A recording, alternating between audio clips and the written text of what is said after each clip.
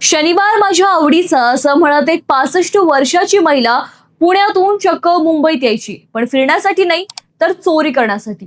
हे ऐकून तुम्हालाही कदाचित नवल वाटलं असेल. मुंबईच्या लोकलमध्ये महिलांच्या गळ्यातील सोन्याच्या साखळ्या आणि मंगळसूत्रांवर डल्ला मारणाऱ्या 65 वर्षीय अनघा जोशी यांना रेल्वे पोलिसांनी अटक केली आहे. विशेष म्हणजे अनघा जोशी फक्त महिन्याच्या पहिल्या आणि तिसऱ्या शनिवारीच पुण्याहून मुंबईत यायच्या, कारण त्यांचा समज होता की शनिवार त्यांच्यासाठी लकी आहे. 2 मे रोजी दादर स्थानकात एका महिला बँकरची तब्बल 67,000 रुपयांची सोन्याची साखळी आणि पेंडेंट चोरीला गेला.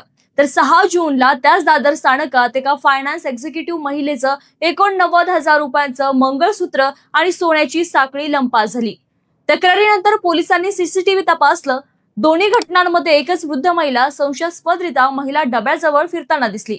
पोलिसांनी तिच्यावर पाळत ठेवली आणि तिसऱ्या महिलेच्या गळ्यातील दागिना चोरण्याचा प्रयत्न करत असतानाच अनघा जोशी यांना रंगेहात पकडलं.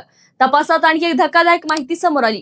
कौटुंबिक संकटामुळे त्यांनी चोरीचा मार्ग स्वीकारल्याचं सांगितलं.